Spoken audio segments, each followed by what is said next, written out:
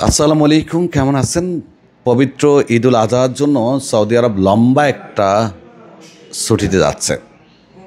প্রিয় দর্শক, অলরেডি সরকারি প্রতিষ্ঠানের ছুটি ঘোষণা হয়ে গেছে, ছুটি চলতেছে। তবে প্রাইভেট সেক্টরের ছুটি আজকে থেকে শুরু হচ্ছে। ঈদের 3 দিন পর্যন্ত প্রাইভেট সেক্টরের ছুটি থাকবে। আজকের ভিডিওতে ছুটির মধ্যে প্রবাসীরা যে সকল সেবাগুলো পাচ্ছেন, যেমন কনসুলার সেবা, কোন কোন জায়গাতে ট্যুর করবে সেটা জানাবো, সরকারি প্রতিষ্ঠানগুলো কবে চালু হচ্ছে জানাবো, অ্যাম্বাসির ছুটি সম্পর্কেও তথ্য দিব। প্রথমেই বলে রাখি, সরকারি প্রতিষ্ঠানগুলো আরও 2 দিন আগেই বন্ধ হয়ে গেছে।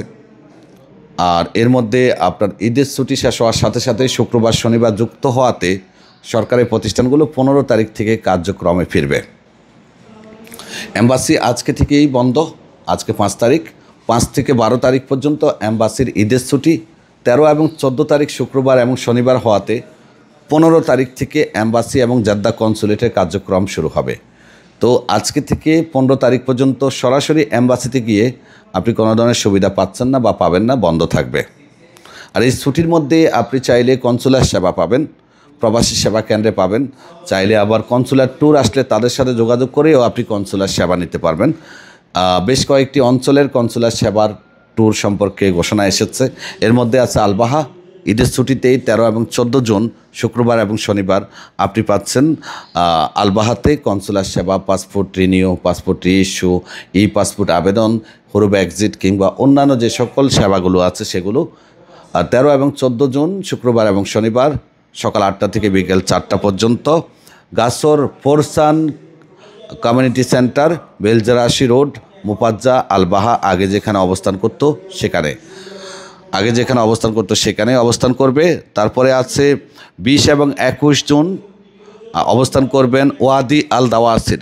আপনারা যারা ওয়াদি আল দাওয়াসির প্রবাসী আছেন, 20 এবং 21 জুনে আপনাদের এলাকায় থাকবে আপনাদেরকে কনসুলার সেবা দেওয়ার জন্য।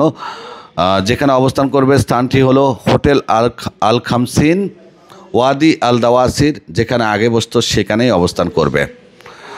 এরপরে আছে আপনার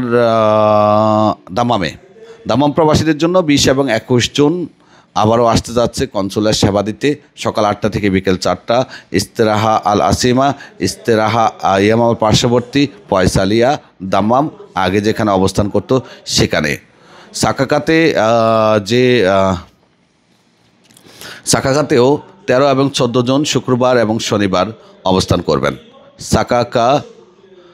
সাকাকা ট্যুরের স্থানও পরিবর্তন হয়েছে, এখন নতুন স্থান হলো ইস্তেরাহা তাজ, পূর্ববর্তী ইস্তেরাহা বদর, তৈয়বর কোবরি ব্রিজের নিকটবর্তী গারা মেইন রোড, সাকাকা আলজুফ।